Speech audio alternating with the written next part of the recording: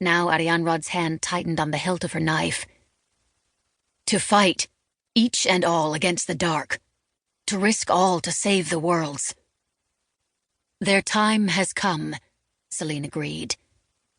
They pulled the fire star from its stone, gathered the water star from the sea.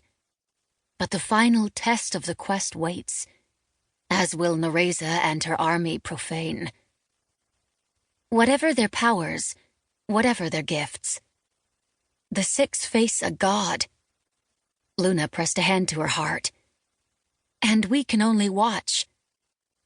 It is their fate, Selene said.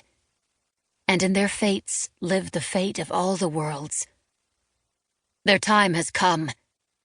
Arianrod reached out, took her sister's hands.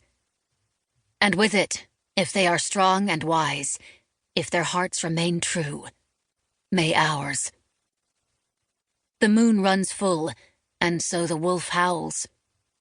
Selene gestured up to the comet streak arching through the sky. So they fly. And courage flies with them, Arianrod said. And there! Luna pointed across the wide, dark sea where light bloomed, then fired, then quieted. They are safe. For now. With a wave of her hand, Selene dismissed the wavery images on the beach. Now begins the future. Chapter 1. A man who couldn't die had little to fear. An immortal who'd lived most of his long life as a soldier waging battle didn't turn from a fight with a god. A soldier, though a loner by nature, understood the duty and loyalty to those who battled with him. The man, the soldier, the loner who'd seen his young brother destroyed by black magic, who'd had his own life upended by it, who fought a god's crazed greed, knew the difference between the dark and the light. Being propelled through space by a fellow soldier, a shifter, while they were all still bloody from the battle, didn't frighten him, but he'd have preferred any other mode of transportation. Through the whirl of wind, the blare of light, the breathless speed, and all right then, there was a bit of a thrill in the speed. He felt his companions. The sorcerer who held more power than any Doyle had known in all his years.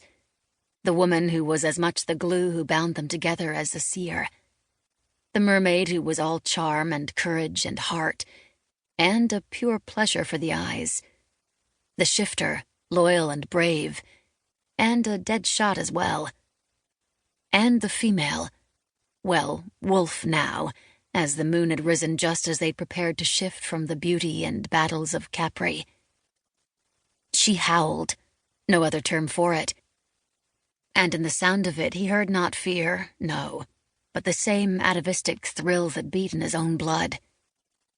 If a man had to align himself with others, had to throw his fate in with others, he could do a hell of a lot worse than these.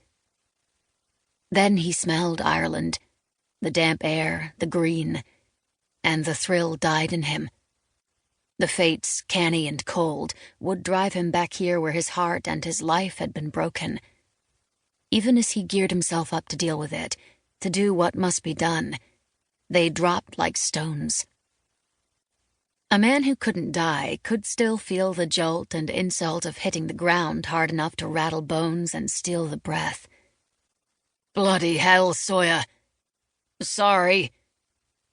Sawyer's voice came from his left, and in a kind of gasping wheeze.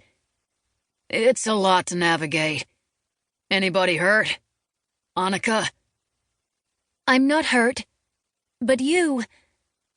Her voice was a musical croon. You're hurt. You're weak. Not too bad. You're bleeding. Bright as sunlight, she smiled. Not too bad. Maybe we should try parachutes next time. Sasha let out a quick moan. There now. I've got you.